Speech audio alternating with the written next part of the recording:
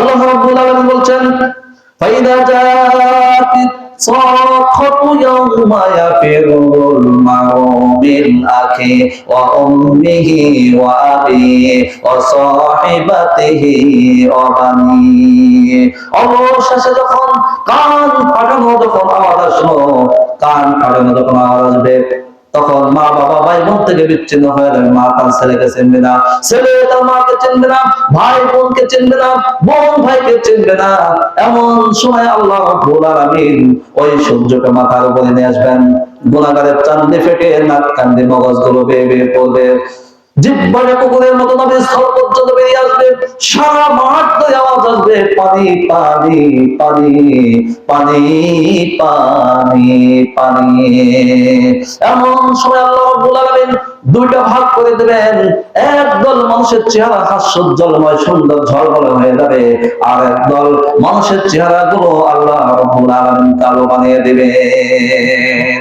আল্লাহ রাব্বুল আলামিন বলছেন বুজুহু ইয়াউমাইযিন মুসফিরা দাহিকাতুম মুস্তাবশিরা ওয়া বুজুহু ইয়াউমাইযিন আলাইহা গাবারা।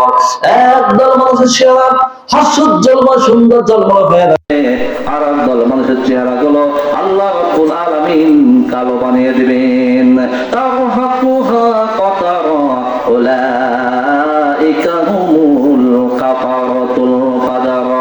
হাস্যোজ্জ্বলময় সুন্দর ঝলমলে হয়ে যাবে ঈমান আনার কারণে, পরকালকে বিশ্বাস করার কারণে, আখিরাতকে বিশ্বাস করার কারণে আল্লাহ রাব্বুল আলামিন তাদের চেহারাগুলো আল্লাহ রাব্বুল আলামিন সুন্দর বানিয়ে দেবেন।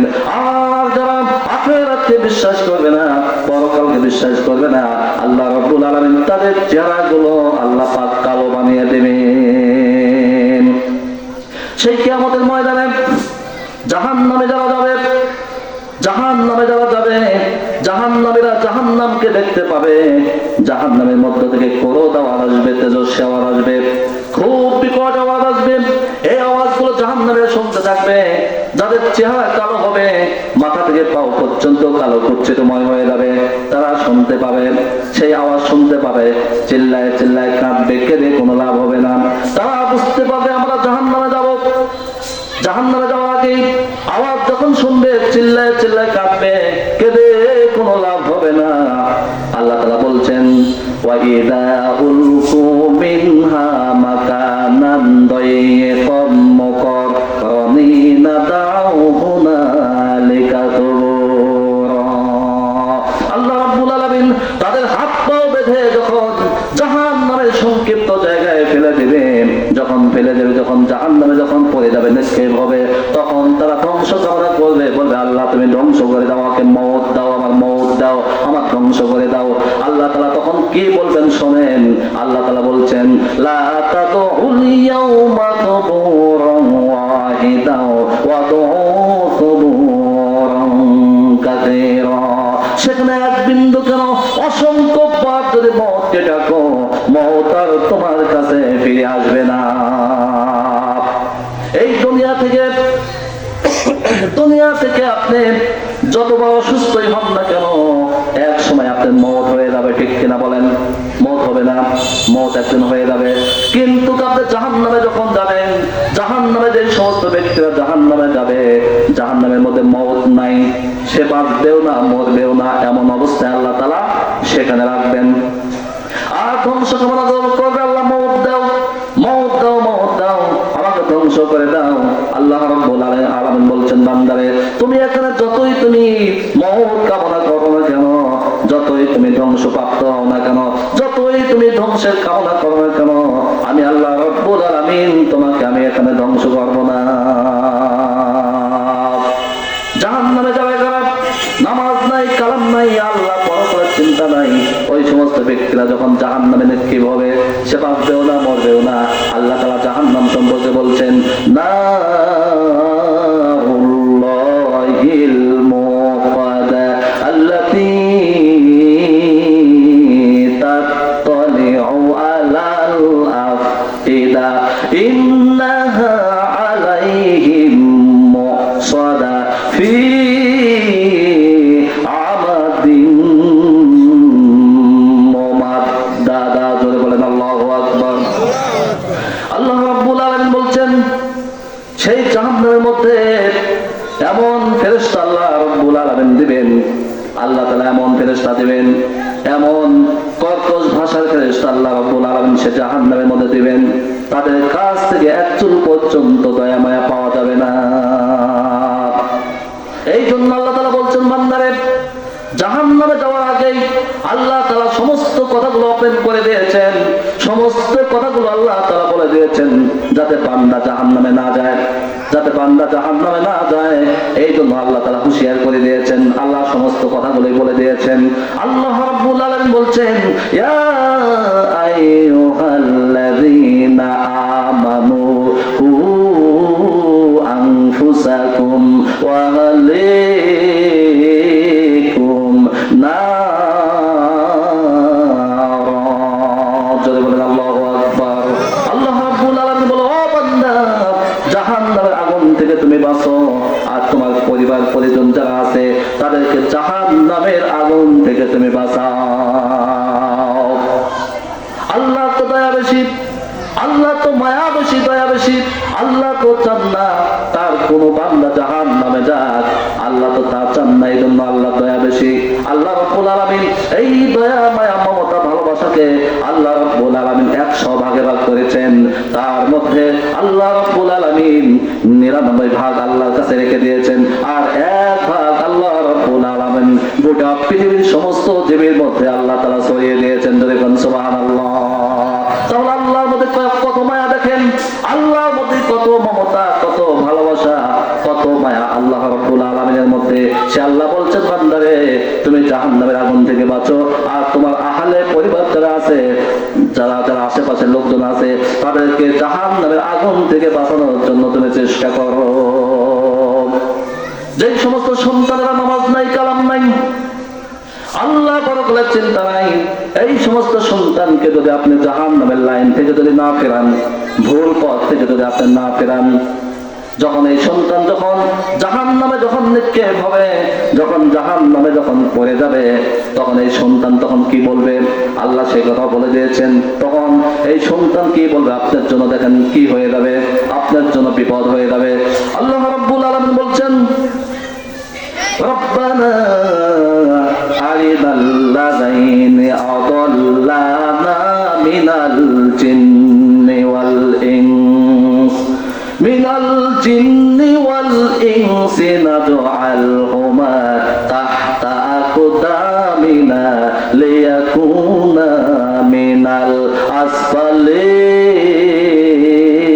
আসফালিন। জোরে বলেন আল্লাহু আকবার।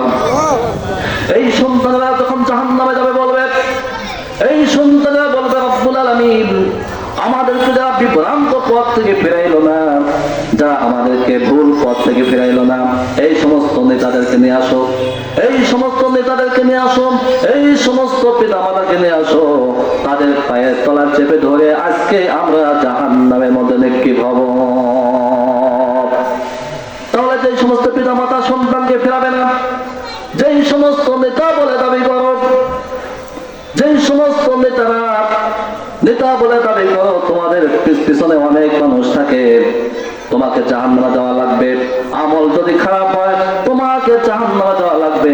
শুধু তাই নয়, এই জনগণই তোমাকে জাহান্নামের মধ্যে নিয়ে যাবে। কেমন করে নেবে? পায়ের তলা চেপে ধরে ওই নেতাকে এই জনগণ জাহান্নামের মধ্যে নিয়ে যাবে। ধরে বলেন ঠিক কিনা? ইমাম মানে কি বলেন? নেতা। ইমাম মানে কি? নেতা। এই যে মসজিদ, এই মসজিদে যে ইমামতি করেন, যদি কোনো মসজিদে, যে কোনো মসজিদে যে ইমামতি করেন, ইমাম মানে নেতা না? বললাম ইমাম মানে নেতা। যদি কোনো মসজিদে নিয়োগ দেওয়া হয়, একজন ইমাম নেওয়া হবে, মনে করেন একজন ইমাম নেওয়া হবে, সেই ইমামকে নেওয়ার জন্য আমরা এত যাচাই বাছাই করি। এই ইমাম 500 লোকের নামাজ পড়াবি বা 1000 লোকের নামাজ পড়াবি, এই ইমামকে যখন আমরা নিয়োগ করি, নিয়োগ করার সময় মাথা থেকে পাও পর্যন্ত অনেক কিছু আমরা বাহিরের অংশগুলো দেখি। সে সুদ খায় কিনা, ঘুষ খায় কিনা, চরিত্র ভালো আছে কিনা, সে ভালো কিনা, বিভিন্ন কিছু আমরা দেখি। দেখি কিনা বলেন? আমরা দেখি। এইগুলো আমরা দেখি। একজন 500 লোকের নামাজ পড়াবে একজন ইমাম, সেই ইমামের এত কিছু বাছাই করি, কিন্তু 2.5 থেকে 3 লক্ষ জনগণের ভোট পেয়ে একজন এমপি নির্বাচিত হয়, সেই ইমাম, সেই নেতা বদমাইশ কেনা, খুনি কেনা, শয়তান কেনা, চগলখোর কেনা বাছাই করা হয় না, ঠিক কিনা বলেন? আরে মিয়া শোনেন, একজন ইমাম তো 5 ওয়াক্ত নামাজের লাগি 500 লোকের নামাজ পড়াবে, আর এই ইমাম যিনি 2.5 থেকে 3 লক্ষ জনগণের ভোট পেয়ে একজন এমপি নির্বাচিত হলো, সেটা 2.5 থেকে 3 লক্ষ জনগণের ইমাম, তার চরিত্র এই ইমামের চাইতে শত শত গুণ বেশি ভালো হওয়া দরকার, ঠিক কিনা বলেন? কিন্তু আমরা এই ইমামকে বাছাই করি, এই নেতাকে, জনগণই তাদেরকে তাদের পায়ের তলায় চেপে ধরে তাদেরকে জাহান্নামে নেওয়ার সিদ্ধান্ত নেবে এবং জাহান্নামে তারা নিয়ে নেবে। আল্লাহর কাছে বলবো, আল্লাহ আমাদের নেতাকে নিয়ে আসো এবং আমাদের পিতা মাতাকে নিয়ে আসো, তাদের সঙ্গে করে আমরা জাহান্নামে যাব। এই জন্য সন্তানকে মানে সৎ পথে আনার চেষ্টা করতে হবে। এই সন্তান আপনাকে কি আমাদের ময়দানে বিপদ হবে, আর সন্তান যদি ভালো হয়, সন্তানের জন্য আপনি অবশ্যই জান্নাত আল্লাহ পাক আপনাকে দিতেও পারে। এই জন্য আল্লাহ রাব্বুল আলামিন বলছেন, বান্দারে তুমি যদি তোমার সন্তানকে যদি ভুল পথ থেকে যদি না ফেরাও, খারাপ পথ থেকে যদি তুমি না ফেরাও, এই সন্তান বলবে, রব্বানা আরিনাল লাযাইনি আদাল্লানা মিনাল জিন্নি ওয়াল ইনসি নাজআলহুমা তাহতা আকদামিনা লিয়াকুনা মিনাল আসফালিন। যদি বলেন আল্লাহু আকবার। আল্লাহ রাব্বুল আলামিনের কাছে বলবো, রব্বুল আলামিন ওই পিতাকে নিয়ে আসো, ওই নেতাকে নিয়ে আসো যারা আমাদেরকে এই ভুল পথ থেকে ফেরাইলো না। এই পিতা মাতাকে আমরা জাহান্নামে নামে আমরা যাব না। এই জন্য আল্লাহ রাব্বুল আলামিন বলল, ও বান্দারে তুমি জাহান্নামের আগুন থেকে বাঁচো আর তোমার পরিবার পরিজনকে জাহান্নামের আগুন থেকে বাঁচাও। আল্লাহ তাআলা বলছেন, আলাইহা মালাইকাতুন গিলাদুন শিদাদুল লা ইয়াসুনাল্লাহা মা আমারহুম ওয়া ইয়াফআলুনা মা ইউমারুন। আল্লাহ রাব্বুল আলামিন বলেন, সেই জাহান্নামের মধ্যে এমন নির্মম কর্কশ মিজাজি ফেরেশতা দেওয়া হবে। এই ফেরেশতা আল্লাহ তাআলা যে নির্দেশ দিবেন সেই নির্দেশ অনুযায়ী কাজ করবেন। আল্লাহ রাব্বুল আলামিনের নির্দেশের বাইরে যাবে না, আর তাদের কাছ থেকে এক চুল পর্যন্ত কেউ দয়া মায়া পাওয়া যাবে না।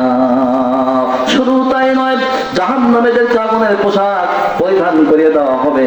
যখন আগুনের পোশাক যখন পরিয়ে দেওয়া হবে, তখন চামড়া গলে গলে পুড়ে পুড়ে গলে গলে মাটিতে পড়তে থাকবে।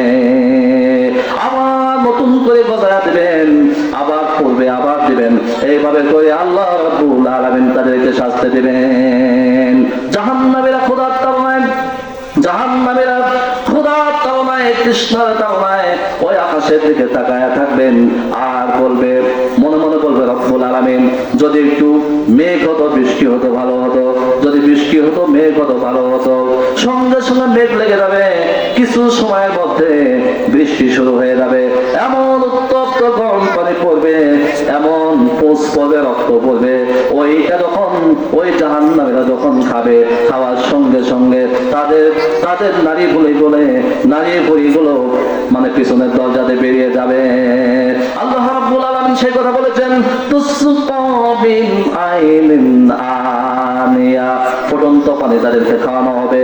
আর দড়ি নামক খাদ্য আল্লাহ রাব্বুল আলামিন তাদেরকে খাওয়াবেন।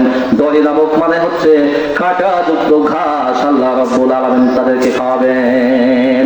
কাঁটাযুক্ত ঘাস আল্লাহ তাআলা তাদেরকে খাওয়াবেন।